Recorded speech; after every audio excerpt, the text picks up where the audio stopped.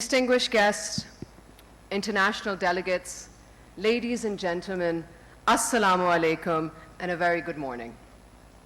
It is a pleasure to join you at the Asia Pacific Shelter and Settlements Forum 2026 and to be a part of an important conversation on shelter, resilience, and inclusive human settlements.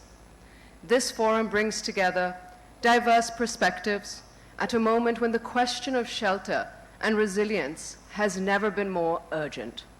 Across our region, millions of families continue to face growing challenges driven by climate change, rapid urbanization, natural disasters, and persistent social inequality. For many, the absence of safe shelter is not simply a material hardship.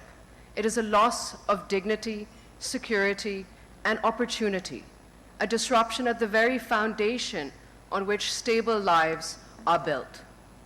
Shelter is far more than a roof over one's head. It is the base upon which health, education, safety, economic stability depend. It is where families recover from loss, where children feel protected enough to dream, and where communities find the strength to move forward together. For us, the idea that shelter is a basic right is reflected in the Pakistan People's Party founding promise of roti, kapra, or makan. Food, clothing, shelter as the minimum dignity every citizen deserves. We also know that the impact of secure housing is especially profound for women and children. When women have safe homes, access to assets, and financial inclusion, the benefits extend well beyond the household. Women invest in their families, anchor social cohesion, and contribute directly to the long-term development. Placing women at the heart of shelter and settlements initiatives strengthens resilience, not just for individuals, but for entire societies. The Asia-Pacific region is among the most climate vulnerable in the world. Floods, cyclones, earthquakes, extreme heat are increasingly displacing communities and placing immense pressure on both urban and rural settlements. Climate resilience can no longer be treated as an add-on.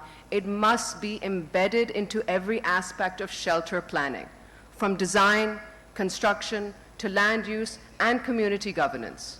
It is in this context that Sindh offers a powerful and relevant example.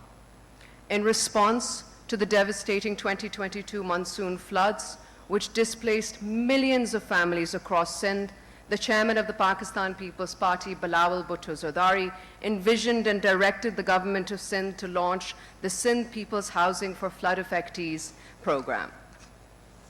Today, I can proudly say that it stands as the largest post-disaster housing reconstruction initiative in the world, with a commitment to build 2.1 million climate-resistant homes directly benefiting more than 15 million people. But the true strength of this program lies not only in its scale. Homes and land titles are being given and issued in women's names, many for the first time, strengthening dignity, security, and financial inclusion. It is a recovery designed not just to rebuild structures, but to restore lives and futures. Equally vital is sustainable settlements and social cohesion. Strong communities are not defined solely by infrastructure, but by trust, participation, and a shared sense of ownership. When people are engaged in decision-making and feel invested in their future, recovery is faster, resilience is deeper, and progress is lasting.